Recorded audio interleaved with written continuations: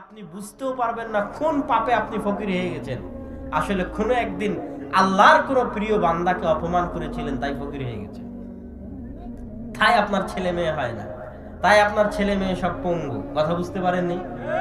কোন এরকম অসহায় আল্লাহর বান্দা যাকে কে ভালোবাসে? আল্লাহ ভালোবাসে।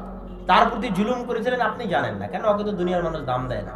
যেন খবরদার, মাআযাল্লাহ, খবরদার, মাআযাল্লাহ, মানুষের চোখের পানির কারণ হবেন না। মানুষের চোখের পানির কারণ হবেন না। সব আল্লাহ সুবহানাহু ওয়া তাআলা ক্ষমা করে দিবে, কিন্তু আল্লাহ তার মাজলুম বান্দার চোখের পানি, তার দোয়া, এইটা আল্লাহ সুবহানাহু ওয়া তাআলা যতই আপনি ক্ষমা চান ক্ষমা করে দিবেন না। অতএব সাবধান। সম্মানিত উপস্থিতি, তাহলে এই জায়গায় আমি যেটা আপনাদেরকে বুঝাতে চাচ্ছি যে আল্লাহ রাসূল বললেন, দুনিয়ার মূল্য যদি মাছের ডানার সমান হয়, কাফের পানি পাবে না। দুনিয়ার সব ধনী কাফের। রাসূল সাল্লাল্লাহু আলাইহি সাল্লাম বললেন, শোনো, আল্লাহ তোমাকে ভালোবাসে কি বাসে না এটার প্রমাণ হচ্ছে তুমি আল্লাহর ইবাদত করতে পারছো কিনা এটা। আর তুমি কি যে আল্লাহ শাস্তির মধ্যে রেখেছে, পাপের মধ্যে রেখেছে, তোমার সবচেয়ে বড় শাস্তি, সবচেয়ে বড় শাস্তি যে তুমি পাপের মধ্যে আছো। তুমি মাতরুদ, মাহরুম আন রাহমাতিল্লাহ, আল্লাহর রহমত, আল্লাহর দয়া, আল্লাহর করুণা দৃষ্টি থেকে তুমি বঞ্চিত, আল্লাহর দয়া থেকে বিতাড়িত, আল্লাহর রহমত থেকে বিতাড়িত, আল্লাহর দরবার থেকে বিতাড়িত। এটাই তোমার জন্য সবচেয়ে বড় শাস্তি। তুমি যদি দেখো তুমি সুদের মধ্যে আছো, বুঝবা তুমি শাস্তির মধ্যে আছো। তুমি যদি দেখো তুমি হারাম সম্পর্কের মধ্যে আছো, বুঝবা তুমি শাস্তির মধ্যে আছো। এটা শাস্তি, অরিজিনাল রিয়ালি শাস্তি। কেন? আল্লাহ সুবহানাহু ওয়া তাআলা পবিত্র কোরআনে বলছেন, রব্বানা যালামনা আনফুসানা ওয়া ইল্লাম তাগফির লানা ওয়া তারহামনা লানাকুনান্না মিনাল খাসিরিন। হে আল্লাহ, যালামনা, অত্যাচার করেছি, আনফুসানা, আমাদের নিজের আত্মার উপর। আদম আলাইহিস সালাম বলেননি হে আল্লাহ পাপ করেছি, কি বলেছেন বলেন তো? অত্যাচার করেছি, জুলুম করেছি। মানে যখনই মানুষ পাপের মধ্যে থাকে তখন এটা অত্যাচার হয়। কিসের উপর অত্যাচার হয়? নাফসের উপর অত্যাচার হয়। নাফস যেহেতু আল্লাহর সাথে আহদে আলাস্তু বিরব্বিকুম, আমি কি তোমাদের প্রতিপালক নই? প্রত্যেক মানুষের আত্মা বলেছিল হ্যাঁ বালা, হ্যাঁ অবশ্যই আপনি তো আমাদের প্রতিপালক। আর যেহেতু আত্মা আল্লাহ সুবহানাহু ওয়া তাআলার সৃষ্টি এবং আত্মা দুনিয়ার নয়, আত্মা কি দুনিয়ায় তৈরি হয়েছে নাকি? হ্যাঁ, আমার গায়ের গোস্ত কোথায় তৈরি হয়েছে? দুনিয়াতে। কোথায়? আমার গায়ের রক্ত কোথায় তৈরি হয়েছে? দুনিয়াতে। আমার মাথা, মাথার চুল, গায়ের লোম, পায়ের পাতা সব কোথায় তৈরি হয়েছে? দুনিয়াতে। কিন্তু আমার ভিতরে যে আত্মা আছে এটা কি দুনিয়াতে তৈরি হওয়া? না, এই আত্মা তো আসমান থেকে এসেছে। কথা মনে হয় বুঝাতে পারিনি আমি। এই আত্মা তো ফেরেশতা ফুঁকে দিয়ে গেছে মায়ের পেটে, আসমান থেকে নিয়ে এসে। ফেরেশতা মায়ের পেটে ফুঁকে দিয়ে গেছে, আসমান থেকে নিয়ে এসে। এটা আল্লাহর নিজাম, পৃথিবী পরিচালনায় আল্লাহর নিজাম। এখন এই আত্মা নিয়ে যাওয়ারও সিস্টেম আছে। আপনি কি মনে করছেন পৃথিবী এমনি চলে? ইন্নাল মালাইকাতা জুনুদুল্লাহ, ফেরেশতা হচ্ছে আল্লাহর সেনাবাহিনী। পৃথিবী কিভাবে চালাতে হবে আল্লাহ ফেরেশতাদের মধ্যে দায়িত্ব বন্টন করে দিয়েছে। হাজারো লাখো মায়ের পেটে ফেরেশতা আত্মা নিয়ে যেয়ে দিচ্ছে, ওটার দায়িত্ব। আর হাজারো মানুষের অন্তর থেকে আরেক ফেরেশতা জান বের করে নিয়ে যাচ্ছে, তার সিস্টেম আছে। ফেরেশতা আসবে, মায়ের মাথার পায়ের কাছে বসবে, তাকে বলবে তার আত্মা পাপী হলে কিভাবে বের করবে, নেককার হলে কিভাবে বের করবে, কার মধ্যে নিবে, কিভাবে আসমান নিয়ে যাবে। এগুলো একটাও কাল্পনিক নয়। কি জন্য কাল্পনিক নয় বলেন তো? এই আত্মা সত্য, এই জন্য কাল্পনিক নয়।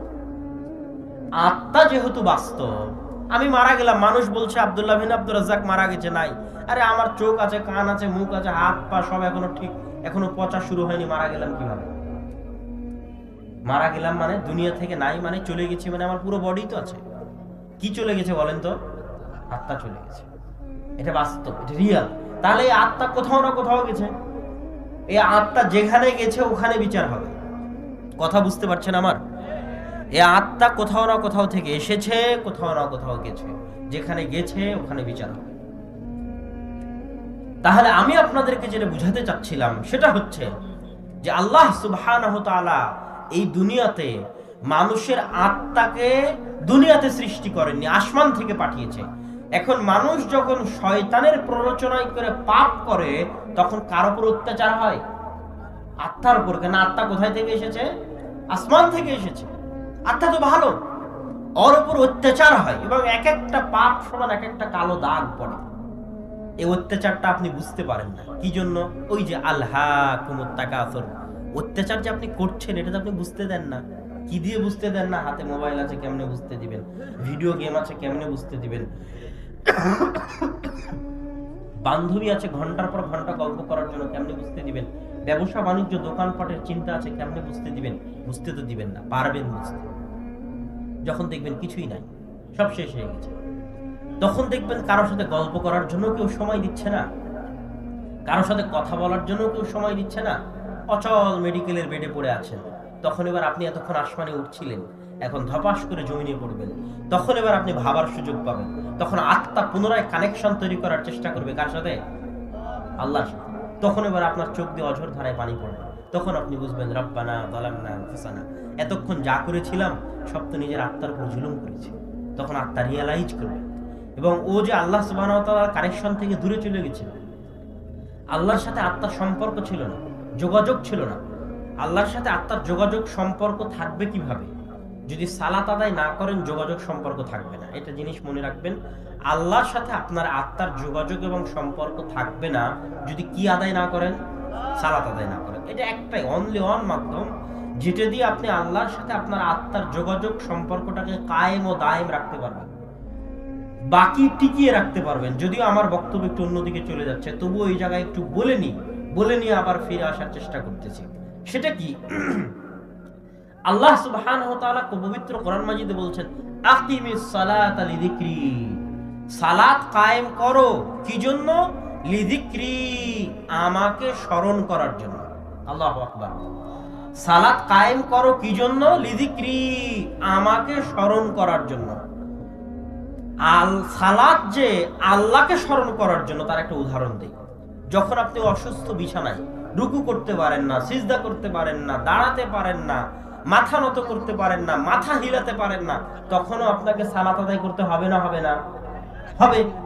তো সালাত মানে যদি রুকু হতো, সালাত মানে যদি সিজদা হতো, সালাত মানে যদি মাথা নত করা হতো, সালাত মানে যদি দাঁড়িয়ে থাকা হতো, সালাত মানে যদি বুকে হাত বাঁধা হতো, সালাত মানে যদি রুকু দেওয়া হতো, সিজদা দেওয়া হতো, তাহলে যে ব্যক্তি বিছানায় বেডে শুয়ে আছে, নড়তে পারে না, চড়তে পারে না, কিন্তু জ্ঞান ঠিক আছে, অর্থ তাহলে কোনো সালাতই থাকতো না। কথা মনে হয় বুঝাতে পারিনি। আমি যদি বুঝাতে না পারি তাহলে আমি ব্যর্থ। সালাত মানে তো আসলে রুকু নয়, সালাত মানে তো আসলে সিজদা নয়, সালাত মানে তো আসলে দাঁড়িয়ে থাকা নয়, সালাত মানে তো আসলে বুকে হাত বাঁধা নয়, সালাত মানে তো আসলে আকিমিস সালাতা লিযিকরি, আল্লাহকে স্মরণ করতে হবে যেভাবে যে অবস্থায় থাকো না কেন। আব্দুর রাজ্জাক বিন ইউসুফের বক্তব্য শুনেছেন, কাপড় অপবিত্র কাপড়ে, কাপড়ই নাই উলঙ্গ অবস্থায়, পশ্চিম চিনা যায় না তো বিনা পশ্চিমে, মসজিদ নাই তো বিনা মসজিদে। কথা মনে বুঝতে পারেন? হুঁশ আছে, জ্ঞান আছে, এরকম অবস্থায় সালাত ছাড়া যাবে না। কেন? সালাত তো আর রুকু সিজদার নাম নয়। সালাত মানে আল্লাহকে স্মরণ করা। উলঙ্গ অবস্থায় আল্লাহকে স্মরণ করলে সমস্যা আছে? আমার কাপড় নাই, কিন্তু আল্লাহকে তো স্মরণ করতে হবে। আল্লাহকে স্মরণ করা তো অন্তরের কাজ। আকিমিস সালাতা লিযিকরি, আমার কাপড় অপবিত্র, কিন্তু আল্লাহকে তো স্মরণ করতে হবে। আকিমিস সালাতা লিযিকরি, পবিত্র কাপড় নয়, আল্লাহকে স্মরণ করতেই হবে। কেন? আল্লাহকে স্মরণ না করলে আল্লাহর সাথে আমার সম্পর্ক ছিন্ন হয়ে যাবে। ওই হাদিসের ব্যাখ্যা এটাই, যে হাদিসে রাসূল সাল্লাল্লাহু আলাইহি ওয়াসাল্লাম বলেছেন যে কি সালাত হচ্ছে কাফের মুমিন মুশরিক মুমিনের মধ্যে পার্থক্য সৃষ্টিকারী। কেন পার্থক্য সৃষ্টিকারী? আরো আপনাকে খুলে ব্যাখ্যা করে বুঝিয়ে দিই। আচ্ছা, একজন হিন্দুকে যদি আমি বলি, হিন্দু ভাই আপনাকে ইসলাম ধর্ম গ্রহণ করতে হবে, ও বললো ঠিক আছে ইসলাম ধর্ম গ্রহণ করলাম। এখানে আসলো আব্দুর রাজ্জাক বিন ইউসুফের হাতে ইসলাম ধর্ম গ্রহণ করবে, বললো আশহাদু আল্লা ইলাহা ইল্লাল্লাহ ওয়া আশহাদু আন্না মুহাম্মাদার রাসূলুল্লাহ, আমি সাক্ষ্য দিচ্ছি আল্লাহ ব্যতীত কোনো মাবুদ নেই, আমি সাক্ষ্য দিচ্ছি মুহাম্মদ আল্লাহর রাসূল সাল্লাল্লাহু আলাইহি ওয়াসাল্লাম। সেই কালেমা পড়ে মুসলমান হয়ে গেল। এখন ওর জন্য নিষেধাজ্ঞা অনেক কিছু। মানে নিষেধাজ্ঞা হচ্ছে, এই তুমি সুদ খেতে পাবে না, এই তুমি জেনা করতে পারবে না, এই তুমি চুরি করতে পারবে না, অন্যায়ভাবে অন্যের সম্পদ মারতে পারবে না, গীবত করতে পারবে না, অপবাদ করতে পারবে না। এগুলো সব কি বলেন তো? নিষেধাজ্ঞা। ও করবে কি? আমি যদি সব নিষেধাজ্ঞা থেকে বিরত থাকি তাহলে কি আমার আর করার কিছু থাকছে? কিছু করার থাকছে না। আমি সুদও খাই না, ঘুষও খাই না, জেনাও করি না, চুরিও করি না। এখন আমি যে মুসলমান তার প্রমাণ কি? আমি তখন সকাল সন্ধ্যা যাচ্ছি, বাজারে ঘাট করছি, হালাল পন্থা ইনকাম করছি, চলছে। আমার করণীয় কি? মুসলমান হলাম কি জন্য? এখন আপনি বলবেন ও মুসলমান হয়েছে হজ করার জন্য। তো হজ জীবনে কয়বার ফরজ? তো সারা জীবনে একবার হজ করার জন্য মুসলমান হয়েছে? এটা কি লজিক্যাল মনে হয় আপনার কাছে যে একজন হিন্দু মুসলমান হয়েছে কি করার জন্য? কালেমা পড়লো, আশহাদু আল্লা ইলাহা ইল্লাল্লাহ মুহাম্মাদুর রাসূলুল্লাহ, এখন আর কোনো কাজই নাই। কবে হজে যাবে? জীবনে একবার হজ করবো, একটাই কাজ, আর কোনো কাজ নাই। এটা কি লজিক্যাল মনে হয় আপনার কাছে? যুক্তিসঙ্গত মনে হয়? কিসের জন্য? বলবেন যে রমজান মাসে রোজা রাখার জন্য। তাহলে বাকি 11 মাস কি করবে ওই হিন্দু? কি জন্য মুসলমান হয়েছে? বাকি 11 মাস বসে থাকবে, বসে থেকে ওই 1 মাস রোজা রাখেছে এই জন্য মুসলমান হবে? এটা হতে পারে না। ও আসলে মুসলমান হওয়ার না হওয়ার মধ্যে একটাই পার্থক্য। ও যদি সত্যি মুসলমান হয় তাহলে একটাই কাজ, আর কোনো কাজ নাই। সে কাজটা কি বলেন তো? সালাত। সালাত। আর যদি সালাত আদায় না করে তার মুসলমান থাকার দরকার নাই। ওই সারা জীবনে একটা হজ করার জন্য মুসলমান হওয়ার কি দরকার? সারা বছরে একবার সিয়াম পালন করার জন্য মুসলমান হওয়ার কি দরকার? প্রয়োজন নাই। মুসলমান হয়েছে মানে একটাই কাজ আছে, সে একটা কাজের নাম কি? সালাত। আর সালাত নাই মানে ওর আর মুসলমান থাকার দরকার নাই। আর এটাই বাস্তব। ও যদি সালাত আদায় না করে আর কোনো ইবাদতই কবুল হবে না। এটাই বলছিলাম যে আত্মার সাথে আল্লাহর সম্পর্ক। তো আত্মার উপর অত্যাচার করা হয়, আত্মার উপর জুলুম করা হয়। আত্মার উপর এই জুলুম এবং এই অত্যাচার আমাদেরকে দুনিয়া থেকে ভুলে রাখে। দুনিয়া থেকে ভুলে রাখার মাধ্যমে আমরা আমাদের আত্মার উপর অত্যাচার করি। সম্মানিত উপস্থিতি, এই আলোচনার শেষের দিকে গিয়ে এবার আগাই আরেকটু সামনের দিকে, যে রিজিক কি নির্ধারিত, না আমি রিজিক নিজে নিজেই অর্জন করতে পারবো? রাসূল সাল্লাল্লাহু আলাইহি ওয়াসাল্লামের ভাষা এবং পবিত্র কোরআনের আয়াত স্পষ্টভাবে প্রমাণ করে যে রিজিক হচ্ছে পূর্ব নির্ধারিত। কত শক্তভাবে পূর্ব নির্ধারিত যে আব্দুল্লাহ বিন মাসউদ রাদিয়াল্লাহু তাআলা আনহু বলছেন যে মানুষের মৃত্যু মানুষকে যেভাবে তাড়ে, দাবাড় দেয়, তাড়ে, ধাওয়া করে, ধরে, মানুষের রিজিক ওইভাবে মানুষের পিছনে ধাওয়া করে। এই যে আজকে বছর শেষ হচ্ছে, আগামীকাল কতগুলো ছেলে পেলে আছে যারা 31st নাইট পালন করবে? আমার ধারণা আছে এখানে কিছু ছেলে আছে অবশ্যই যারা আগামীকাল 31st নাইট পালন করবে।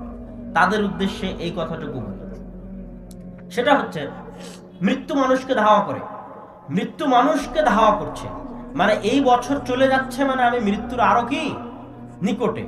বয়স আমরা যেভাবে বলি সেভাবে আসলে বয়স হয় না। আপনি আমাকে জিজ্ঞেস করলে বলছেন আপনার বয়স কত, আমি বলবো আমার বয়স 27 বছর, কিন্তু আসলে এটা আমার বয়স নয়। আমার বয়স যদি আল্লাহ 60 বছর লিখে রেখে থাকে আর যদি আমি 27 বছর পার করে গিয়ে থাকি, তাহলে আমার আর বয়স আছে মাত্র 33 বছর। কত বছর? 33 বছর। তো সম্মানিত উপস্থিতি,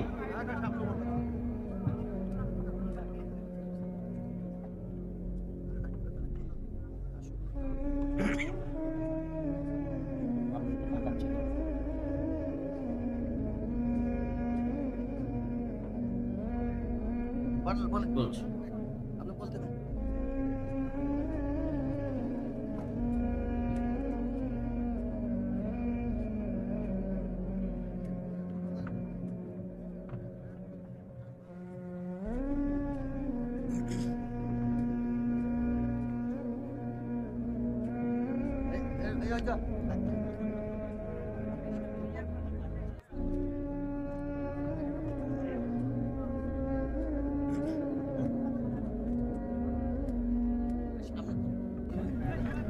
তো আমরা আলোচনা করছিলাম যে আল্লাহ সুবহানাহু তাআলা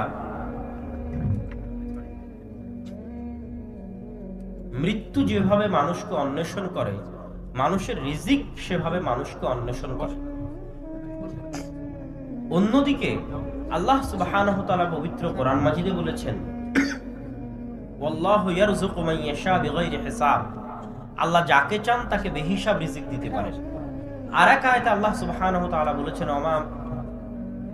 পৃথিবীতে এমন কোন দাব্বাতিন ফিল আরজ, এমন কোন বিচরণকারী প্রাণী, যেই প্রাণী পৃথিবীতে বিচরণ করে, পশু পাখি, পোকামাকড়, জীবজন্তু জানোয়ার এমন কিছু পৃথিবীতে বিচরণ করে যাদের রিজিকের দায়িত্ব আল্লাহ বহন করেন না এমন নয়, বরং পৃথিবীতে বিচরণকারী সকল জীবজন্তু জানোয়ারের রিজিকের দায়িত্ব কে বহন করে?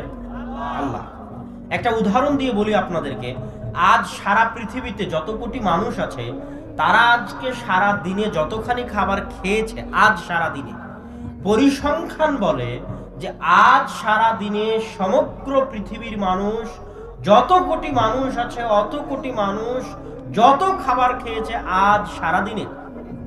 সমুদ্রে যত পশু পাখি আছে, জঙ্গলে যত পশু পাখি আছে, আমাদের বাড়ি ঘরে যত পশু পাখি আছে, আমাদের গরু মুরগি ছাগল ভেড়া দুম্বা উট পাখি, আমাদের জীব জন্তু জানোয়ার পোকা মাকড় পশু পাখি, আমাদের জমিনে যারা আমাদের সাথে রাত দিন উঠা বসা করছে এরা, সমুদ্রে যত জীবজন্তু আছে এরা, জঙ্গলে যত জীবজন্তু আছে এরা, সব পশু পাখি আজকে সারাদিনে মানুষ যা খেয়েছে তার 3 গুণ খেয়েছে। কয় গুণ? আল্লাহু আকবার। আর এই সারা পৃথিবীর সব জীবজন্তু পশু পাখির একদিনেরও খাবার জমা করা নাই।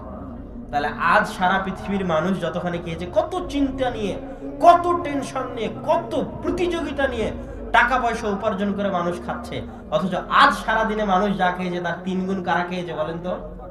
পশু পাখি জীবজন্তু জানোয়ার, যাদের একদিনের খাবার জমা করা নেই, ওদের খাওয়াচ্ছে কে? এটাই আল্লাহ কোরআনে বলেছেন। তো রিজিক নির্ধারিত। আপনার মৃত্যু যেভাবে আপনাকে খুঁজছে, আপনার রিজিক ওভাবে আপনাকে খুঁজছে।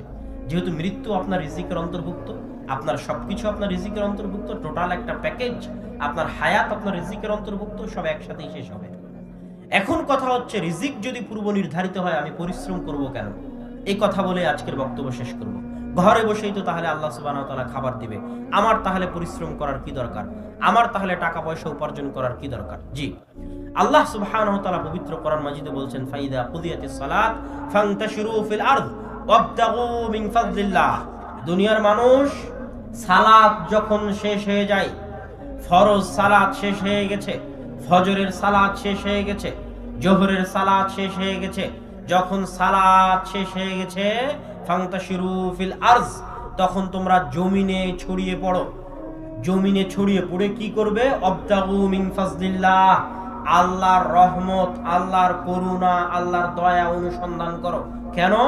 জমিনের প্রতি ইঞ্চি মাটিতে আল্লাহর দয়া আছে। আল্লাহু আকবার। আপনি 1 ইঞ্চি মাটিতে একটা ধানের বীজ রোপণ করেন, ওখানে ধান জন্মাবে এবং ধান থেকে ফল হবে। একটা আমের চারা রোপণ করেন, ওখানে থেকে আম হবে, আম থেকে ফল হবে। তাহলে ওই ইঞ্চি মাটিতে বরকত কে রেখেছে? আল্লাহ। ওই ইঞ্চি জায়গা আপনি খালি রেখেছেন, আবাদ করেননি, মানে কার রহমতকে অপমান করছেন? আল্লাহর রহমতকে অপমান করছেন। ওয়াবতাগু মিন ফাজলিল্লাহ, আল্লাহর রহমত অনুসন্ধানে বেরিয়ে যাও। দাউদ আলাইহিস সালাতু ওয়াস সালাম, আল্লাহ সুবহানাহু ওয়া তাআলা তাকে অঢেল ধন সম্পদ, দাউদ এবং সুলাইমানকে আল্লাহ যত ক্ষমতা যত ধন সম্পদ দিয়েছেন, পৃথিবীতে আর কাউকে অত ধন সম্পদ দেননি। তারপরও দাউদ আলাইহিস সালাতু ওয়াস সালাম আল্লাহর রহমত, আল্লাহর দয়ার প্রতি এত বেশি আগ্রহী ছিলেন যে এত কোটি টাকার মালিক হওয়ার পরও স্বর্ণের বৃষ্টি হলে উনি স্বর্ণ কুড়াতে যেতেন। উত্তর কি? আমি কোটি টাকার মালিক হওয়ার পরও, লাখ টাকার মালিক হওয়ার পরও, 100 বিঘা সম্পত্তির মালিক হওয়ার পরও, গোটা পৃথিবীর শাসক হওয়ার পরও এই স্বর্ণের বৃষ্টি কার দয়া? আল্লাহর দয়া। আর কোটি টাকার মালিক হওয়ার পরও আনা ফাকির ইলা রাহমাতিল্লাহ, আমি ফকির আল্লাহর দয়ার কাছে, আল্লাহর রহমতের কাছে। তাহলে আপনাকে রিজিক অন্বেষণ করতে হবে কেন বলেন তো? আল্লাহর দয়া অনুসন্ধান করার জন্য। যত বেকার যুবক আছে, এরা যদি একটা বাদাম একটা টুকরিতে নিয়ে রাস্তায় বের হয়, বের হয়ে বাদাম বিক্রি করে, 5 টাকা 10 টাকা ইনকাম হবে না? ওই 5-10 টাকা কার রহমত, কার দয়া? আর ওই 5-10 টাকা উপার্জন করা বাদ দিয়ে ঘরে বসে থেকে কার দয়াকে অপমান করছে? আল্লাহর দয়াকে অপমান করছে। রিকশাওয়ালাকে বললেন এখান থেকে ওখানে যাব, 10 টাকা ভাড়া দিব, পায়ের উপর পা তুলে রিকশাওয়ালা বলছে না যাব না। ও কার দয়াকে অপমান করলো? যে ব্যক্তি 10 টাকা ভাড়া দিতে গেছে, ও কার দয়া নিয়ে গেছে? আল্লাহর দয়া নিয়ে গেছে। পুরো পৃথিবী আল্লাহর দয়া ছড়িয়ে আছে। 1 টাকা হালাল উপায়ে ইনকাম হতে পারে, 1 টাকা হালাল উপায়ে ইনকাম হতে পারে, এইরকম 1 টাকা হালাল উপায়ে ইনকাম হওয়ার সম্ভাবনা দেখার পরেও যে চেষ্টা করে না, ও অহংকারী, ও অহংকারী, ও অহংকারী, ও কোনোদিন ধনী হতে পারবে না। তাহলে ইনকাম করতে হবে কিসের জন্য বলেন তো? আল্লাহর দয়া অনুসন্ধান করার জন্য। কোরআনের আয়াতের সারমর্ম ফুটিয়ে তুলছি যে মনে করো একজন ব্যক্তি বিশাল ফল ফলাদি গাছপালা লাগিয়েছে, বীজ থেকে অঙ্কুরোদ্গম হয়েছে, আস্তে আস্তে গাছ বড় হয়েছে, এখন ধান বড় হয়েছে, আম পেকেছে, ধান হলুদ হয়ে গেছে পেকে, এখন আমের বাগান থেকে আম নামিয়ে আনবে, ধানের গাছ কেটে ধান তুলে আনবে। এইরকম সময় হঠাৎ এমন ঝড় বৃষ্টি এবং ভূমিকম্প আসলো যে ওই পুরো আমের বাগান আর ওই পুরো ধানের গাছ গাছালি এমন ভাবে ধূলিসাৎ হয়ে গেল যেন গতকাল ছিলই না। যেন গতকাল কি হয়েছিল? ছিলই না। আজকে এমন ভাবে ধ্বংস হয়ে গেল যেন গতকাল কিছুই ছিল না, এইভাবে ধ্বংস হয়ে গেল। এই যে জিনিস যেভাবে ধ্বংস হয়ে গেল, পৃথিবী হচ্ছে মানুষের কাছে এরকম। মানুষ এই পৃথিবীতে কত কি করবে, কত পরিকল্পনা করছে, হুট করে এক সময় এমন ভাবে ধ্বংস হয়ে যাবে যেন কিছু ছিলই না। আল্লাহ সুবহানাহু ওয়া তাআলা মানুষকে উদাহরণ দিতে গিয়ে বলছেন, ওয়ামা উতিতুম মিন শাইইন ফামাতাউল হায়াতিদ দুনিয়া ওয়া যিনাতুহা। দুনিয়ার মানুষ, দুনিয়াতে তোমাদেরকে যা দেওয়া হয়েছে তা সৌন্দর্য এবং খেলতামাশা। তোমরা জেনে রাখো, ওয়ামা ইনদাল্লাহি খায়রু ওয়া আবকা, আল্লাহর নিকটে যা রয়েছে তা তোমরা দুনিয়াতে যা ভোগ করছো এর চাইতে অনেক অনেক উত্তম। ওয়া আবকা, দুনিয়াতে তোমরা যেটা ভোগ করছো এটা আবকা নয়। আবকা মানে হচ্ছে স্থায়ী, আর দুনিয়াতে তোমরা যেটা ভোগ করছো এটা ক্ষণস্থায়ী, স্থায়ী নয়। কিন্তু পরকালে তোমরা যেটা আল্লাহর নিকটে পাবে সেটা হচ্ছে আবকা, চিরস্থায়ী। এইভাবে আল্লাহ সুবহানাহু ওয়া তাআলা পবিত্র কোরআনের আয়াতের পরতে পরতে মানুষকে এই দুনিয়ার হাকিকত এবং বাস্তবতা বুঝিয়েছেন। ঠিক তেমনি রাসূল সাল্লাল্লাহু আলাইহি ওয়াসাল্লাম তার হাদিসে বলছেন, আন মুতাররিফ ইবনে আব্দুল্লাহ শাখীর থেকে বর্ণিত, রাসূল সাল্লাল্লাহু আলাইহি ওয়াসাল্লামের নিকটে আসলাম, তিনি পড়ছেন আলহাকুমুত তাকাসুর। আল্লাহ, আল্লাহ শব্দের অর্থ কি? আল্লাহ মানে হচ্ছে কাউকে কোনো কিছু দিয়ে ভুলিয়ে রাখা। একটা বাচ্চা যখন কাঁদে তখন মোবাইলে গান বাজিয়ে আপনি তাকে ভুলিয়ে রাখছেন তার কাঁদার কারণ, এটাকে আরবিতে বলে আল্লাহ। একটা বাচ্চা কাঁদছে, আপনি তার হাতে একটা ঝুনঝুনি বাজিয়ে সে মায়ের দুধ নিবে এই জন্য কাঁদছে, ওই দুধ নেওয়াটাকে ভুলিয়ে রাখছেন, এটাকে আরবিতে কি বলে বলেন তো? আল্লাহ। আল্লাহাকুমুত তাকাসুর, দুনিয়ার মানুষ আত-তাকাসুর, পরস্পর প্রতিযোগিতা, ভুলিয়ে রেখেছে তোমাদেরকে। কি সম্পর্কে ভুলিয়ে রেখেছে? আনিল মাউত, একদিন যে তোমরা মারা যাবে এটা সম্পর্কে ভুলিয়ে রেখেছে। আপনার হাতের মোবাইল আপনাকে কি সম্পর্কে ভুলিয়ে রাখে বলেন তো? বলেন, আপনার মৃত্যু সম্পর্কে। এবং পৃথিবীতে যত এন্টারটেইনমেন্ট, যত বিনোদনের ব্যবস্থা রাখা হয়েছে, সব বিনোদনের ব্যবস্থার একটাই মাধ্যম, মানুষ যেন নিজেকে নিয়ে কল্পনা করার সুযোগ না পায়, মানুষ যেন তার অন্তিম শেষ গন্তব্য, চির সত্য যে গন্তব্য, ওই গন্তব্য নিয়ে ভাবার এক সেকেন্ডও সুযোগ না পায়। ফেসবুক স্ক্রল করতে করতে করতে করতে ঘুম যাচ্ছে, তাহলে ঘুমানোর আগে যে ফেসবুক স্ক্রল করতেছে ও তো সারা দিন দুনিয়া নিয়ে ব্যস্ত থেকেছে। ঘুমানোর আগে যে একটু ভাববে যে ও ঘুমাতে যাচ্ছে, এটার ফল কি, এটার রেজাল্ট কি, ওর জীবন মৃত্যুর এই শেষ ঠিকানা কি, ভাববে। এই ভাবার সময়টা সামাজিক যোগাযোগ মাধ্যম, ইউটিউব, ফেসবুক, গান বাজনা, খেল তামাশা তাকে দিতে চায় না। আল্লাহাকুমুত তাকাসুর, ভুলিয়ে রেখেছে। ছোট বাচ্চাকে যেভাবে ভুলিয়ে রেখেছে, মানুষকে ওরকম ছোট বাচ্চার মতো ইউজ করে মানুষকে ভুলিয়ে রেখেছে। মানুষকে ইউজ করা হয় কথা ঠিক, কেননা সামাজিক যোগাযোগ মাধ্যমের যে ফিচারগুলো তৈরি করা হয় এগুলো সবই গবেষণা করে তৈরি করা। কি গবেষণা করে? মানুষের সাইকোলজি গবেষণা করে, কি দিলে মানুষ আরো অ্যাট্রাকটিভ হবে সামাজিক যোগাযোগ মাধ্যমের প্রতি, গেমটা কিভাবে সাজালে মানুষ এই গেমে ঢুকলে একবার বের হতে পারবে না। ওই সাইকোলজি দেখেই গেম তৈরি করা হয়, যেন মানুষ ওই গেম, ওই সামাজিক যোগাযোগ মাধ্যম, ওই এন্টারটেইনমেন্টের প্রতি আসক্ত হয়। এবং কি ঘটে দিন শেষে? আল্লাহাকুমুত তাকাসুর, ভুলিয়ে রাখে তার মৃত্যু সম্পর্কে। কিন্তু আল্লাহ বলছেন না, ভুলে থাকতে পারবে না। কেন? ততদিন ভুলে থাকবে। কতদিন ভুলে থাকবে? হাত্তা যুরতুমুল মাকাবির, ভুলে থাকার সময় একদিন শেষ হয়ে যাবে। কখন?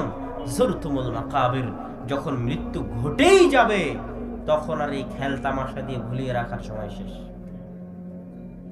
এই আয়াত রাসূল সাল্লাল্লাহু আলাইহি ওয়াসাল্লাম পাঠ করছেন। পাঠ করার পর এবার রাসূল সাল্লাল্লাহু আলাইহি ওয়াসাল্লাম বলছেন, ইয়াকুলু ইবনু আদম মালি মালি মালি, আদম সন্তান বলে আমার টাকা, আমার টাকা, আমার টাকা। ওয়া হাল্লাকা ইয়া ইবনা আদম, হে আদম সন্তান তোমার কি কোনো টাকা আছে? ইল্লা মা আকালতা ফাফনাইতা, ওইটা ব্যতীত যেই টাকা দিয়ে তুমি খাও, ওইটা ব্যতীত যেই টাকা দিয়ে তুমি পোশাক কিনো, ওইটা ব্যতীত যেটা তুমি জমিয়ে রাখো। শোনো আদম সন্তান, তোমার তো কোনো টাকাই নেই, তবে হ্যাঁ ওই টাকা যেটা তুমি খাও, তবে তুমি যেটা খাও ফাফনাইতা, সেটা শেষ হয়ে যায়।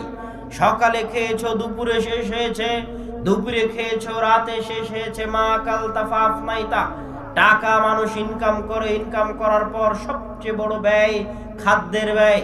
চাল ডাল তেল লবণ শাক সবজি মাছ গোস্ত তথা পেটে যাবে এরকম জিনিসপাতি কিনতে মানুষের ইনকামের 60 থেকে 70 ভাগ শেষ হয়।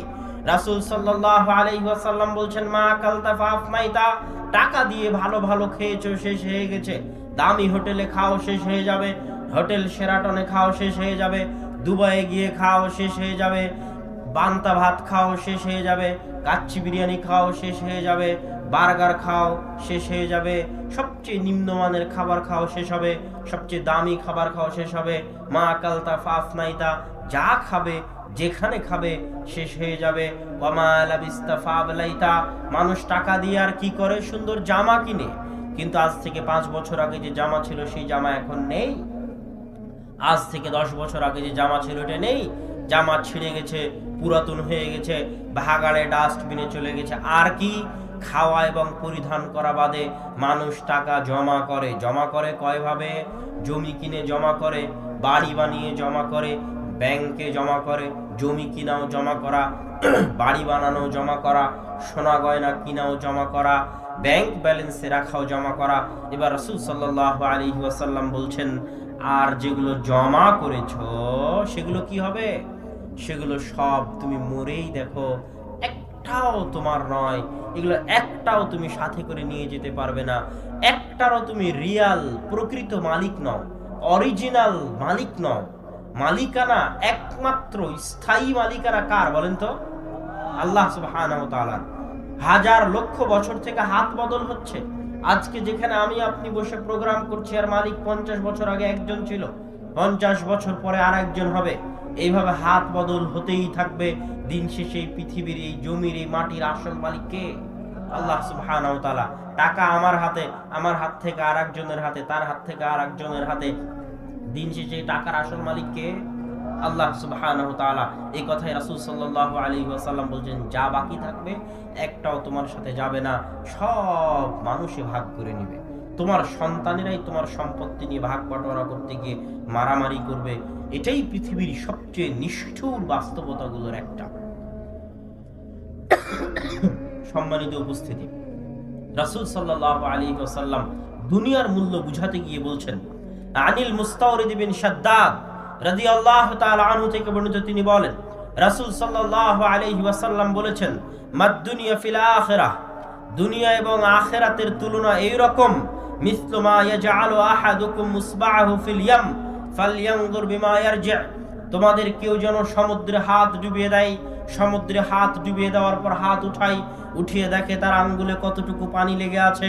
তার আঙ্গুলে লেগে থাকা পানি হচ্ছে দুনিয়া, আর বিশাল আটলান্টিক প্রশান্ত মহাসাগর হচ্ছে পরকাল। জাবের ইবনে আব্দুল্লাহ রাদিয়াল্লাহু তাআলা আনহু থেকে বর্ণিত, তিনি বলেন রাসূল সাল্লাল্লাহু আলাইহি ওয়াসাল্লাম একদিন একটি বাজারের পাশ দিয়ে পার হচ্ছেন, তখন তার সাথে সঙ্গী সাথী আছে, সাহাবী আছে। তিনি যখন বাজারের পাশ দিয়ে পার হচ্ছেন তখন তিনি দেখতে পেলেন ফামাররা বিজাদি আসাক্কা মাইয়িতিন, একটি মরা কান কাটা ছাগল। রাসূল সাল্লাল্লাহু আলাইহি ওয়াসাল্লাম বললেন, আইয়ুকুম আহাব্বু আইয়াখুযাহু বিদিরহামিন, তোমাদের মধ্যে আন্না হাযা লাহু বিদিরহামিন, তোমাদের মধ্যে এমন কি কেউ আছে যে চাইবে এই মরা কান কাটা ছাগল এক দিরহামের বিনিময়ে নিতে? তখন সাহাবীগণ বললেন, মা নুহিব্বু আন্নাহু লানা বিশাই, হে রাসূল সাল্লাল্লাহু আলাইহি ওয়াসাল্লাম, এটা যদি আমাদেরকে কেউ ফ্রিও দেয়, বিনা পয়সায় দেয়, তো বিনা পয়সাও দিলেও তো আমরা এটা নিব না। কেন? এই ছাগল যদি জীবিত থাকতো, জীবিত থাকা অবস্থাতেও এর দাম থাকতো না, কারণ এর কান হচ্ছে কাটা। রাসূল সাল্লাল্লাহু আলাইহি ওয়াসাল্লাম বললেন, আল্লাহ, শোনো, ওয়াল্লাহি লাদ দুনিয়া, শোনো, নিশ্চয় দুনিয়া আহওয়ানু আলাল্লাহ মিন হাদা আলাইকুম, আজকে তোমাদের নিকটে মরা কান কাটা ছাগলের মূল্য যা, বিনা মূল্যে দিলে, ফ্রিতে দিলেও তোমরা নিবে না, জেনে রাখো তোমাদের নিকটে আজকে মরা কান কাটা ছাগলের মূল্য যা, আল্লাহ সুবহানাহু তাআলার নিকটে এই দুনিয়ার মূল্য ততটুকুও নয়। আন সাহাল বিন সাদ রাদিয়াল্লাহু তাআলা আনহু আন্নাহু قال কুন্না মা রাসূলিল্লাহি সাল্লাল্লাহু আলাইহি ওয়াসাল্লাম, সাহাল বিন সাদ রাদিয়াল্লাহু তাআলা আনহু থেকে বর্ণিত, তিনি বলেন রাসূল সাল্লাল্লাহু আলাইহি ওয়াসাল্লামের ক্ষেত্রে তিনি বলেন যে আমরা একদিন আল্লাহর রাসূলের সাথে ছিলাম। রাসূল সাল্লাল্লাহু আলাইহি ওয়াসাল্লাম বললেন, লাউ কানাতিদ দুনিয়া, যদি দুনিয়া ওজন করা হয়, আর দুনিয়ার মূল্য যদি ইনদাল্লাহি জানাহা বাউদাতিন, দুনিয়া ওজন করার পর যদি দেখা যায় যে এক পাল্লায় গোটা দুনিয়া আর এক পাল্লায় একটা মাছির ডানা, একটা মাছির ডানা যদি রাখা হয়, আর যদি সমানে সমান হয়ে যায়, গোটা পৃথিবীর মূল্য যদি একটি মাছির ডানার সমান হয়, দেখা যায়, তাহলে জেনে রাখো মা সাকা কাফিরুম মিনহা কাতরাতান আবাদা, একজন কাফেরও এই পৃথিবীতে পানি পান করতে পারতো না। কিন্তু পৃথিবীতে এখন সব ধনী কারা বলেন তো? সব ধনী কাফেরেরা নয়? তাহলে কি জন্য সব ধনী কাফেরেরা? কত মানুষকে যে আমি এই উত্তরগুলো বুঝাই আর কত বক্তব্যের মধ্যে বুঝাই, একটাই অভিযোগ। আমার সেই দিন একজনের সাথে দেখা, ওনারও একই অভিযোগ। কি অভিযোগ? ব্যবসা বাণিজ্য করতে গিয়ে লস খেয়েছে। যদি আল্লাহ থাকে তাহলে কেন লস খাবে? ওনার কথা হচ্ছে যে আমি এত নামাজ পড়ি, এত তাহাজ্জুদের সালাত আদায় করি, তো আমি কি জন্য লস খাবো? আর আমার চোখের সামনে যে মদ খায়, বিড়ি খায়, সিগারেট খায়, জেনা করে, ও কোটি কোটি টাকা ইনকাম করে নিয়ে বাড়ি গাড়ি তৈরি করে শেষ করে দিল, আর আমি লস খাচ্ছি কি জন্য? কথা মনে হয় বুঝতে পারেন। আবার আল্লাহ রাসূল সাল্লাল্লাহু আলাইহি সাল্লাম এই হাদিসে বলছে, দুনিয়ার মূল্য যদি মাছের ডানার সমান হতো তাহলে কাফের পানি পান করতে পেত না। আমরা তো দেখছি সব টাকার মালিক কাফেরেরা, তাই নয় কি? তখন রাসূল সাল্লাল্লাহু আলাইহি ওয়াসাল্লাম আরেক হাদিসে স্পষ্ট করে দিয়েছেন যে শোনো, আল্লাহ সুবহানাহু তাআলার ভালোবাসার মানদণ্ড এটা নয় যে আল্লাহু ইউতি দুনিয়া লিমান ইউহিব ওয়া মান লা ইউহিব। জেনে রাখো দুনিয়ার মানুষ, আল্লাহ দুনিয়ার ধন দৌলত টাকা পয়সা তাকেও দেন যাকে তিনি ভালোবাসেন, তাকেও দেন যাকে তিনি ভালোবাসেন না। কথাটা আবার বুঝেন। রাসূল সাল্লাল্লাহু আলাইহি ওয়াসাল্লাম বলছেন, আল্লাহ দুনিয়ার ধন দৌলত তাকেও দেন যাকে আল্লাহ ভালোবাসেন, আর তাকেও দেন যাকে আল্লাহ ভালোবাসেন না, তাকেও আল্লাহ দুনিয়ার ধন দৌলত দেন। কিন্তু আল্লাহ সুবহানাহু তাআলা ইউতি, তার ইবাদত করার সুযোগ, তার দাসত্ব করার সুযোগ শুধু তাকেই দেন লিমান ইউহিব, যাকে আল্লাহ সুবহানাহু তাআলা ভালোবাসেন। আল্লাহু আকবার। আল্লাহ আপনাকে ভালোবাসে কিনা এটার প্রমাণ আপনি আজকে কয় হাজার টাকা ইনকাম করতে পেরেছেন, এটা আমার সাথে একটু কথা বলতে হবে। এটা আল্লাহ আপনাকে ভালোবাসেন কিনা এটার প্রমাণ হচ্ছে আপনি আজকে ফজরের সালাত আদায় করার তৌফিক আল্লাহ আপনাকে দিয়েছে কিনা। ওজনে দাড়ি পাল্লায় মাপেন, আল্লাহ আপনাকে আজকে ফজরের সালাত আদায় করার তৌফিক দিয়েছে কি? আজকে সারা পৃথিবীতে আল্লাহর অনেক বান্দা আছে যারা সিয়াম থেকেছে, নফল সিয়াম। আজকে কি আল্লাহ আপনাকে নফল সিয়াম রাখার তৌফিক দিয়েছে? পৃথিবীর অনেক বান্দা আছে যারা আজকে রাতেও তাহাজ্জুদের সালাত আদায় করবে। আল্লাহ কি আপনাকে তাহাজ্জুদের সালাত আদায় করার তৌফিক দিয়েছে? দেয়নি। সকালবেলা ফজরের সময় উঠে দেখবেন একজন বৃদ্ধ মানুষ কনকনে শীতের মধ্যে ফজরের সালাতে চলে যাচ্ছে জামাতে আদায় করতে। বুঝে নিবেন আল্লাহ কাকে ভালোবাসে? ওই বৃদ্ধ মানুষকে ভালোবাসে। আর টাকার দরকার নাই তো, পৃথিবীর মানুষ ওকে দাম দিবে না। হাদিসে আছে, রাসূল সাল্লাল্লাহু আলাইহি সাল্লাম বলেছেন, দুনিয়াতে এরকম হাজারো মানুষ আছে যারা কোনো মজলিসে গেলে তাদের সুপারিশ শোনা হয়। আজকের প্রোগ্রাম একজন বড় ব্যক্তির সুপারিশের কারণেই দেওয়া। তাহলে পৃথিবীতে এরকম হাজারো মানুষ আছে যারা সুপারিশ করলে তাদের সুপারিশ শোনা হয় না, মজলিসে কোনো দাবি পেশ করলে তাদের দাবি গুরুত্ব দেওয়া হয় না। কিন্তু জেনে রাখো, ওই ফকির, ওই মিসকিন, যাকে দুনিয়ার মানুষ মূল্য দেয় না, যাকে দুনিয়ার মানুষ দাম দেয় না, সেই ওই ব্যক্তি যার জিকির, যার স্মরণ আসমানের উপর আল্লাহর নিকটে সবচেয়ে বেশি হবে। আল্লাহ আকবার। সে আল্লাহর সবচেয়ে প্রিয় পাত্র। মান ওয়ালাহু ওয়ালাহুল্লাহ, ওর সাথে যে ভালো ব্যবহার করবে আল্লাহ তার সাথে ভালো ব্যবহার করবে। মান আদাহু আদাহুল্লাহ, ওর সাথে যে শত্রুতা করবে আল্লাহ তার সাথেও শত্রুতা করবে। তো আমি দেখেছি আব্দুল মাসুম ড্রাইভার, আমাদের মাসুম ড্রাইভার, তার প্রতি আপুর কঠোর থেকে কঠোর নির্দেশ। আরো দু একজন ড্রাইভারের কথা তুলে আবু মাসুম ড্রাইভারকে কঠোর থেকে কঠোর নির্দেশ দেওয়া আছে, তুমি যখন যেখানে থাকবে তখন সেখানকারই কথা বলবে। আমি এবং আমার মামাতো ভাই ওবাইদুল্লাহ আজকে 2 দিন থেকে তার গাড়িতে ছিলাম। তো 2 বারই এরকম ঘটনা ঘটেছে যে আপু তাকে কল দিয়ে জিজ্ঞেস করতেছে মাসুদ তুমি কোথায়। আর আমরা ভয়ে আছি যে দেরি হচ্ছে পৌঁছতে, একটু আগ বাড়িয়ে বলি না। যখন আমচত্বরে আছি তখন এটা আগ বাড়িয়ে বলি না যে ভুগুরইলে আছি। আমচত্বর থেকে ভুগুরই 1 থেকে 2 কিলোমিটারের বেশি নয়। সমস্যা কি বলবো, এটা আমাদের মনে যাচ্ছে কেন আপু অপেক্ষা করছে গাড়ির জন্য, আর আমার ভয় হচ্ছে দেরি হলে যদি আপু বকে। তো যখন আমার মামা কথা বলেই দিল যে আপনি বলেন যে ভুগুরইলের কাছাকাছি, ভুগুরইল পার হচ্ছে, কিন্তু যখন মাসুদ কল রিসিভ করলো তখন মাসুদ বলল যে আমি আমচত্বরে আছি। ও তখন এক্সাক্ট আমচত্বরই আছে। তো এই সত্যতার বিষয়ে আমি আমার জীবনে যাদের কাছ থেকে শিখি, যে শিখবো ওই মানুষটাকে দেখে, তো তাদের শিক্ষার মধ্যে আমি পাইনি যে আমার পিতার কাছ থেকে যতটুকু শিখতে পারবো অতটুকুই যদি মানতে পারে, আমল করতে পারি, থেকে অনেক। তো এই সত্যতার বিষয়ে উনি হচ্ছেন অভাব। আজকে আসার পথে আমার কথা কানে আসলো, এই জন্য বলতে গিয়ে বলা, যদিও আমি আরো শক্ত আরো কঠোর ভাবে বলতে পারি, কিন্তু যেটা বাস্তব সত্য ঘটনা সেটাই তুলে ধরে বললাম। অন্তত আব্দুর রাজ্জাক বিন ইউসুফের প্রয়োজন নাই যে আপনাদেরকে আশ্বাস দিয়ে বসিয়ে রেখে, তার ড্রাইভার আশ্বাস দিয়ে বসিয়ে রেখে দেরি করাবে, এটার প্রয়োজন নেই। আমরা যখন যেখানে আছি তখন সেখানকার কথাই বলেছি, এবং আল্লাহ সুবহানাহু ওয়া তাআলা যেন আব্দুর রাজ্জাক বিন ইউসুফের দাওয়াতকে যে কবুল করেছে, এই কবুলিয়াতের অন্য কোনো কারণ নেই। উনি ভিতরে যতটুকু বাহিরে ততটুকু, বাহিরে যতটুকু ভিতরে ততটুকু। কাউকে পরোয়া করে কথা বলতে হবে এবং কাউকে মেপে কথা বলতে হবে, এটা আমি আমার জীবনে কোনোদিন ওনার বৈশিষ্ট্য এবং গতিতে দেখি।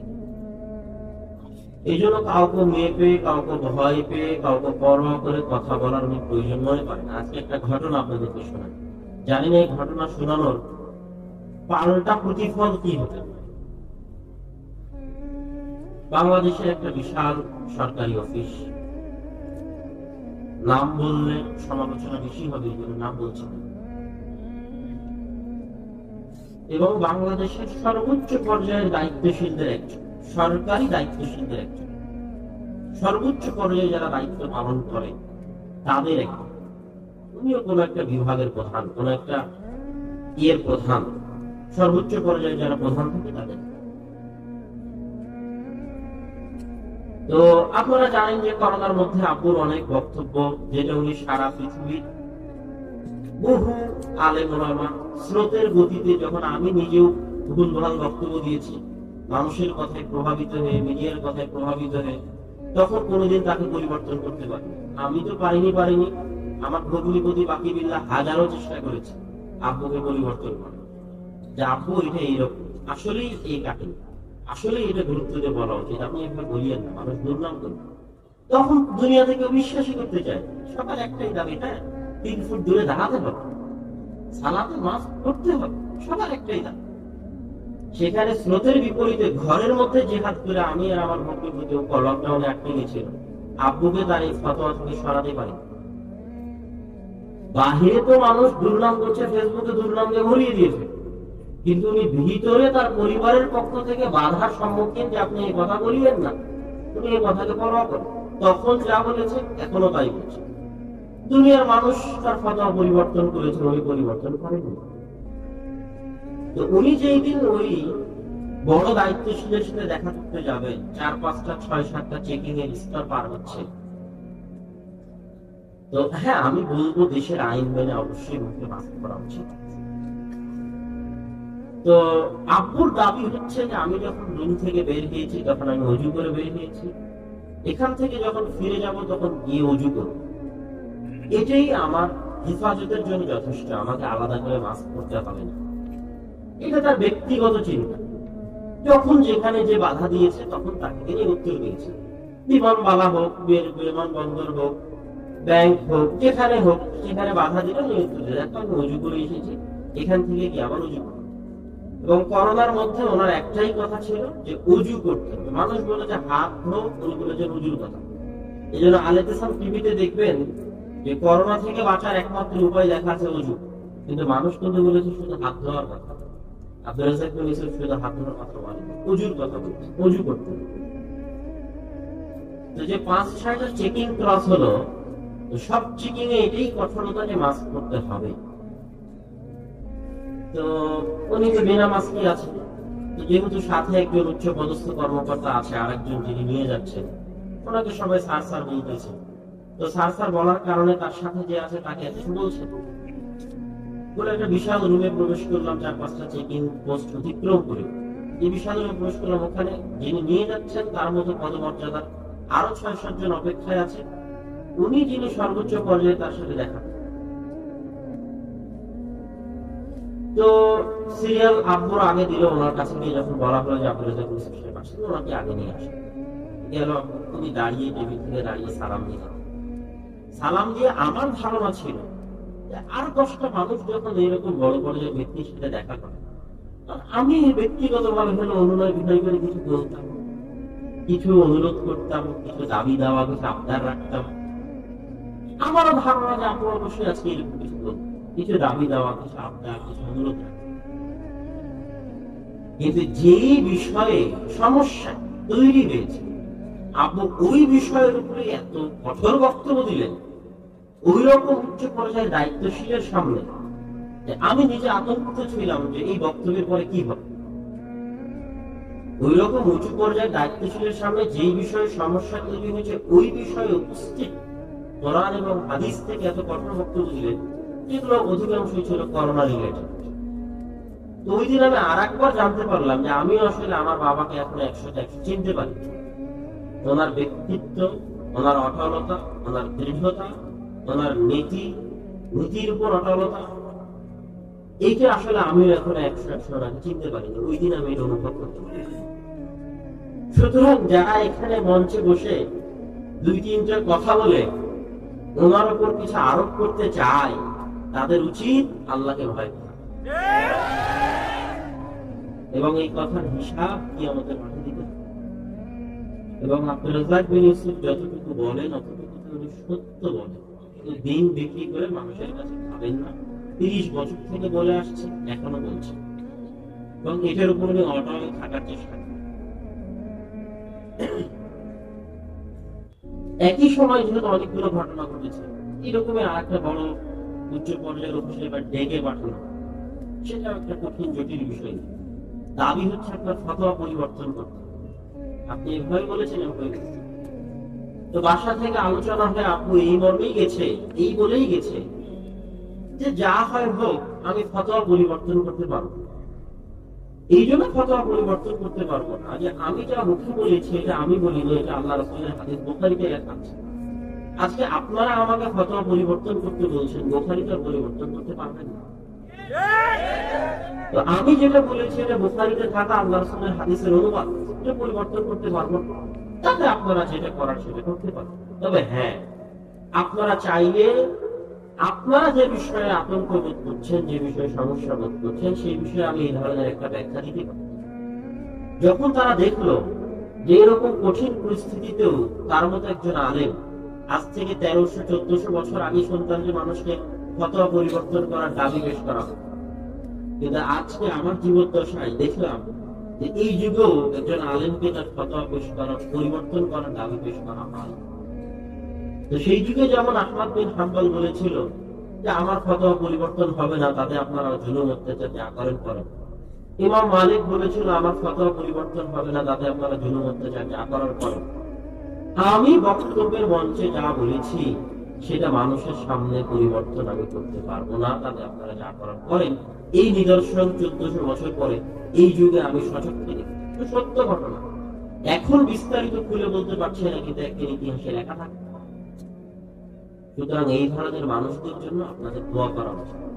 অযথা মন্দ ধারণা করে, ধারণা করে দুটো কথা বলে তার মানের হানি আপনি করতে পারবেন না, আপনি ছোট পেয়ে যাবেন। কেন? সম্মান দেওয়ার মালিক তো আপনি নন। ইন্নাল ইজ্জাতা জামিআ, সমস্ত সম্মানের একচ্ছত্র মালিককে যাকে ইচ্ছা তাকে সম্মান দেন। আল্লাহ যাকে সম্মান দিয়েছেন, আপনি যদি তার সম্মান নিয়ে টানাটানি করেন তা আপনি অপমানিত হবেন। বহু জায়গায় এরকম অপমানিত হয়েছে। সুতরাং অপমানিত হওয়ার প্রয়োজন নাই। ভালো ধারণা রাখবেন, একজন আরেকজনের জন্য দোয়া করবেন।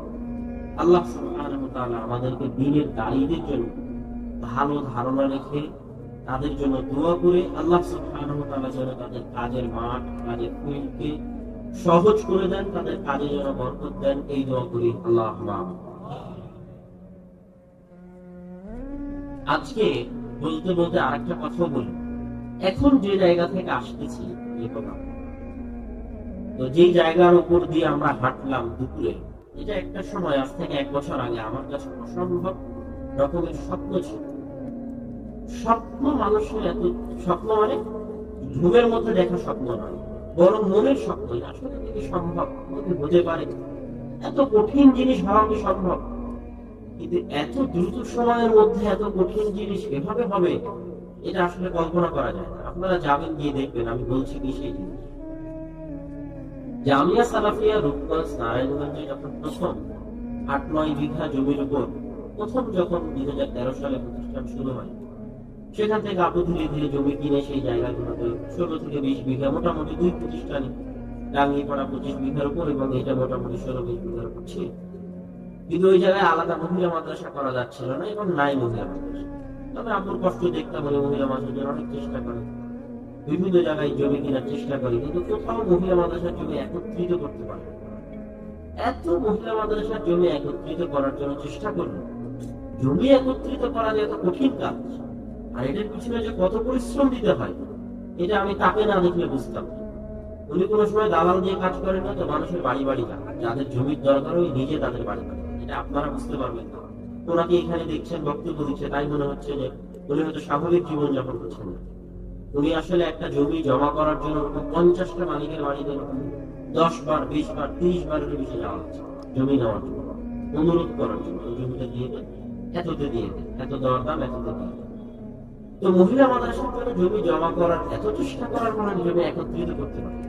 তখন ছিন্ন ভিন্ন, এখানে কিছু শতক, এখানে এত শতক, এখানে এত শতক, এভাবে জমি কিনেছে, কিন্তু নিজের মন মতো যখন হয়নি, 5 বিঘা 10 বিঘা না হলে উনি প্রতিষ্ঠান মন মতো করতে পারেন না নিজের, ওনার যেটা চিন্তা দুটো এক প্রকার হতাশ ছিল। তখন নিবরাসের সব সদস্য তাকে পরামর্শ দিল, আমিও যেহেতু তাদের মধ্যে একজন, আমিও পরামর্শ দিলাম। আপনারা যারা জামিয়া সালাফের উপর নারায়ণগঞ্জে গেছেন তারা দেখবেন জামিয়া সালাফের উপর নারায়ণগঞ্জের সামনে বিশাল বিল। কেউ গেছেন? বিশাল বিল আছে না সামনে, বিশাল বিল। তখন সবাই পরামর্শ দিল যে উস্তাদি এই বিশাল বিল নেওয়া যায় কিনা দেখেন। তো আব্বু নিজেও কোনোদিন সাহস করেনি, যদি সাহস করতো তাহলে উনি এদিক ওদিক ওই উঁচু বিভিন্ন জায়গায় জমি কেনার চেষ্টা করতেন। ওনার মাথায় এনে আসলে সামনে বিশাল বিল আছে, এখানে ঢোকা যায়। কিন্তু উনি কোনোদিন কল্পনা করেনি যে এত বিশাল বিল কি নেওয়া সম্ভব, কত বিঘা জমি হতে পারে তার হিসাব নেই। তো সবাই মিলে যখন ওনাকে উৎসাহ দিল, উনি আল্লাহর উপর ভরসা করে যখন বিলে নামলেন, জমি নিতে যখন শুরু করলেন, গত প্রায় 1-1.5-2 বছর যাবত উনি বিলের জমি কিনছেন। কিনতে যেখানে প্রতিষ্ঠানের শীর্ষমালা ছিল সেখান থেকে বিলের ওই মাথায় রাস্তা আছে, ওই রাস্তাকে মেন ফ্রন্ট করা হবে মর্মে ওই রাস্তা পর্যন্ত জমি কিনা ঠেকাতে হবে। এই জমিগুলো কিনতে যে কত কষ্ট, টাকার কথা মানে বাদে, কিন্তু এমনি শারীরিক এবং মানসিক পরিশ্রম এটা বেশি। তো জমিগুলো যখন কিনা হয়ে গেল, কিনা হয়ে যাওয়ার পর এখনো শেষ হয়নি, কিন্তু মোটামুটি এক সিরিয়াল হয়ে ওই মাথায় ঠেকে গেছে। তখন ওগুলোতে সাইনবোর্ড লাগানো হলো, একদিন দেখতে গেলাম, অনেক ভালো হচ্ছে। তারপরে আজকে গিয়ে দেখি ওই পুরো জায়গার উপর বালু দিয়ে ভরাট করা আছে। তো ওই বালু ভরাটাই প্রায় 1 কোটি টাকার মতো খরচ আছে, যেটা গত এক সপ্তাহে ওখানে বালু ভরাট হয়েছে। তো এখন জামিয়া সালাফের বিল্ডিং থেকে হাঁটা শুরু করলে ওই রাস্তার মাথা পর্যন্ত যেতে 1.5 কিলোমিটার হবে। পুরোটাই কিসের জমি বলেন তো? জামিয়া সালাফের। আল্লাহ আকবার। প্রায় 50 বিঘা জমি। তো যে সমস্ত মানুষের পরিশ্রম দিয়ে, হাত দিয়ে আল্লাহ সুবহানাহু ওয়া তাআলা এই ধরনের বড় বড় কাজ করা, তাদের সাথে যদি আপনি শত্রুতা করেন, তা আপনি ধ্বংস হবেন। কে ধ্বংস করবে বলেন তো? আল্লাহ ধ্বংস করবে। আজ না হয় কাল, না হয় পরশু ধ্বংস হবেনি। কারণ এরা তো তাদের পুরো জীবনটা আল্লাহ এবং আল্লাহ রাসূলের দ্বীনের জন্য ব্যয় করে। তাদের প্রতি খারাপ ধারণা করে তাদের বিরোধিতা করতে গেলে আপনি ধ্বংস হবেন। ওই ভরাটওয়ালা বালুর উপরে এবার সালাফি কনফারেন্স হবে 13-14 জানুয়ারি। আপনাদের দাওয়াত আসবেন ইনশাআল্লাহ। আপনি দেখতে যে আহলে হাদিসদের এত বড় প্রতিষ্ঠান সারা বাংলাদেশে, হয়তো এমনি মাদ্রাসা হিসেবে সারা বাংলাদেশে এত বড় মাদ্রাসা নাই বলে আমার খারাপ, আমি জানি না। 50 বিঘা প্রায় কাছাকাছি জমি, আরো জমি হবে, বিলের আরো কিছু জমি বাকি আছে, একদম ঢাকার পাশে। তো অন্তত এত বড় প্রতিষ্ঠান দেখতে যাওয়া উচিত এবং এই প্রতিষ্ঠানকে যেন আল্লাহ সুবহানাহু ওয়া তাআলা কবুল করার জন্য দোয়া করা উচিত। আল্লাহ। তো যেহেতু কথা আসতে কানে আসছিল, এই জন্য এত কিছু বলা। কোনোদিন আমি এগুলো গল্প বক্তব্যের মাঠে কোনো সময় করি না, করা পছন্দও করি না। আমি চাই যে এগুলো কোনোদিন লিখিত আকারে মানুষের কাছে আসবে, সেগুলো মানুষ জানবে, দেখবে। কিন্তু তারপর আজকে অবস্থার পরিপ্রেক্ষিতে যেহেতু মাইক থেকেই বিভিন্ন ধরনের উল্টাপাল্টা কথা বলা হচ্ছে, বারবার বলছিলেন যে নাম নিয়ে বলবেন না, কিন্তু বুঝাইতে যাচ্ছিল কাকে বলছি। থেকে যেহেতু চরম ডাহা মিথ্যা, আল্লাহ ওনাকে হেদায়েত দান।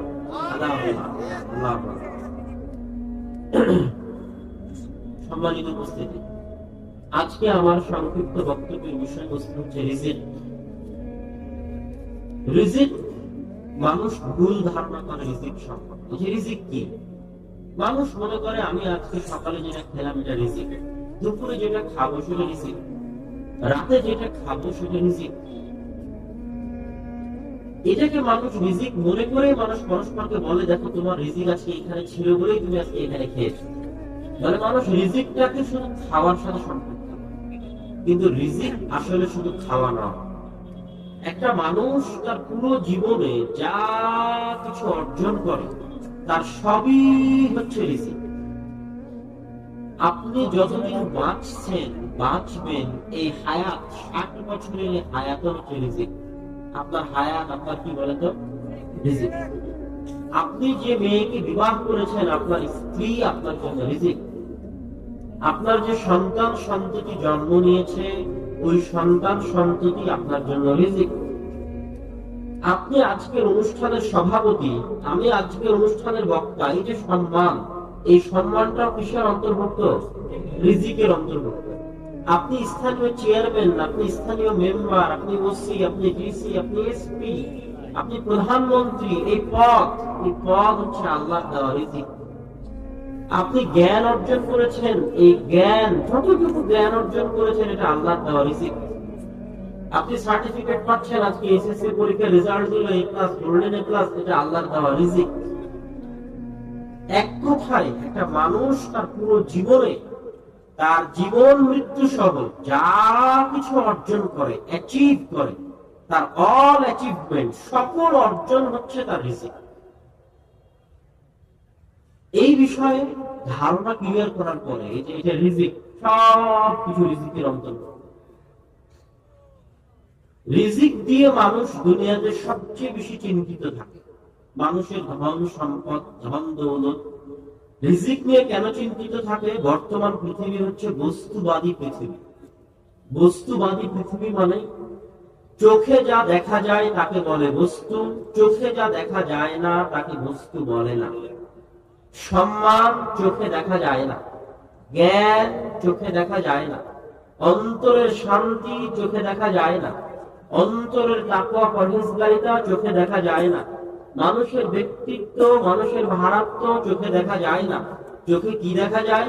মাইক চোখে দেখা যাচ্ছে, 10 বিঘা জমি কিনলে চোখে দেখা যায়, বিল্ডিং তৈরি করলে চোখে দেখা যায়, পকেটের টাকা চোখে দেখা যায়, মোটর সাইকেল চোখে দেখা যায়, একটা BMW গাড়ি চোখে দেখা যায়, 10 তলা 20 তলা বাড়ি চোখে দেখা যায়, লাইট চোখে দেখা যাচ্ছে, যা আপনি আপনার সামনে চোখে দেখতে পাচ্ছেন, জামা কাপড় চোখে দেখা যায়, সব হচ্ছে বস্তু। সব কি বস্তু, জড় পদার্থ বস্তু। বস্তুবাদী মানে মানুষ যখন যেটা চোখে দেখা যায় না ওটাকে দাম দিতে পারে না, মানুষ যখন যেটা শুধু চোখে দেখা যায় ওটাকেই দাম দেওয়ার চেষ্টা করে, তখন ওই মানুষকে বলা হয় বস্তুবাদী মানুষ। আজকের পৃথিবী বস্তুবাদী মানুষে কি হয়ে গেছে? বস্তুবাদী মানুষে পরিপূর্ণ হয়ে গেছে আজকের পৃথিবী। আজকের পৃথিবীতে মানুষের নিকটে সবকিছুর মূল্য নির্ধারিত হয় টাকা দিয়ে, সবকিছুর মূল্য নির্ধারিত হয় ধন দৌলত দিয়ে। যা চোখে দেখা যায় না ওটা দিয়ে মানুষ মূল্য নির্ধারণ করতে চায় না। উদাহরণ, যে জ্ঞানী তাকে আপনি বেশি সম্মান করেন না যার টাকা বেশি তাকে বেশি সম্মান করেন? বলেন, যার টাকা বেশি তাকে বেশি সম্মান করেন। যার তাকওয়া পরহেজগারিতা আছে তাকে বেশি সম্মান করেন না যার বাড়ি গাড়ি আছে তাকে বেশি সম্মান করেন? যার বাড়ি গাড়ি আছে তাকে বেশি সম্মান করেন। আপনাকে যদি আপনার ছেলে বলে যে আপা আমি অমুক জায়গায় চাকরি করতে চাচ্ছি, 50,000 বেতন, কিন্তু দাড়ি কাটতে হবে, তা আমি যেহেতু দাড়ি কাটবো না সেহেতু চাকরি করতে চাচ্ছি না, তখন আপনি কি বলেন? পাগল, এই সামান্য দাড়ির জন্য 50,000 1 লক্ষ টাকার বেতন কেউ ছাড়ে? কি জন্য? দাড়ি রাখলে যেটা পাওয়া যাবে ওটা কি চোখে দেখা যায়? চোখে দেখা যায়। কিন্তু চাকরি করলে যেটা পাওয়া যাবে ওটা মাস শেষে প্রতি মাসে নগদ হাতে আসবে, যেটা চোখে দেখা যায়।